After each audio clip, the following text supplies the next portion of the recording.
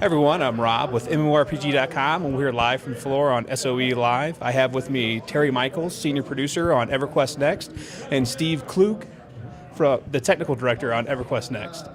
First question, Steve, was going to ask for you. So a lot of EverQuest Next is procedurally generated, which is quite new for an MMORPG. What kind of technical challenges did you face having to try to work through all those new issues you would face? Well, the technical challenges are just converting to a voxel-based engine in the first place was quite interesting because of the amount of data that we have to send around, all the different clients and between servers. Procedural generation is always an interesting problem. You have to make something that seems believable and make it as much like it was handcrafted as possible. It's an interesting challenge.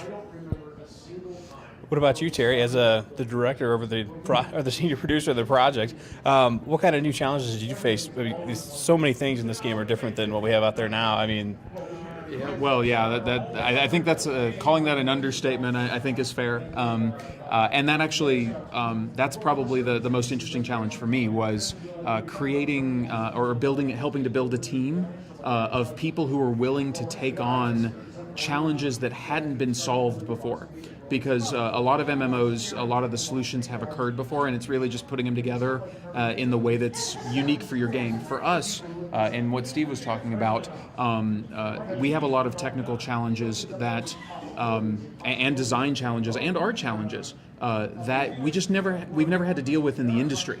So finding the right people, and the people with enough experience to solve these new problems, it has been really interesting, and it's been the best part of my job, because I think we really have pulled together a team that can actually accomplish all of these crazy ideas that we talk about.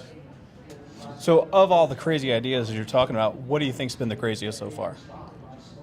I think the voxel-based world and the destruction, the destructible, constructible world, that's the thing that really changed this game, and it was the biggest technical challenge, the biggest technical risk that we undertook. So, all right. Speaking of technical, you guys have EverQuest Next Landmark coming out as well later on this year. This winter. What kind of work is it going to take for you guys to get feedback from the Landmark possibly into EverQuest Next? Oh, that's actually going to be really easy. We're now that we've actually released the game, or not released the game, sorry, released the information about the game after the debut. We are going to be engaging with our community and players in as many ways as we possibly can. We want to have open lines of communication between ourselves and them, what they like, what they don't like, what aspects of the game are interesting, and everything that we learn through the process of players playing Landmark, we are going to apply to EverQuest Next, so that we make sure that when EverQuest Next is ready to be released, that it is a game that players want.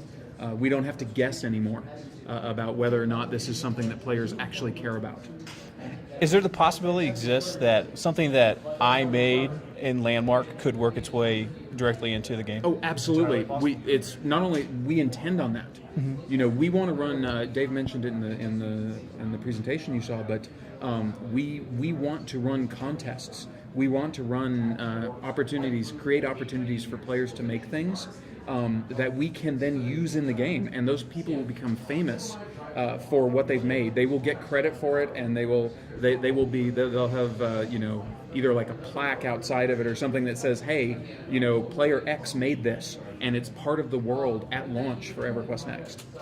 One of my concerns about the fully destructible environment is how do you deal with people that just want to run around and destroy things, or 2 months down the road you've got what used to be kind of like a field or a prairie, and now it's just nothing but a bunch of craters.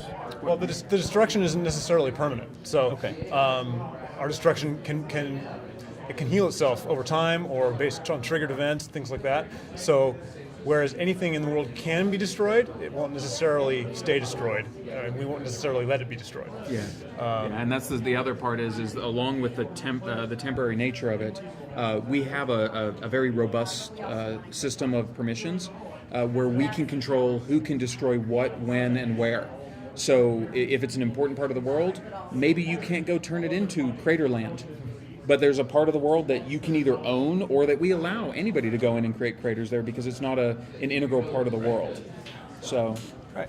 Sounds great, and thanks for your time, gentlemen. And make sure to continue watching MMORPG.com for all the coverage from SOE Live.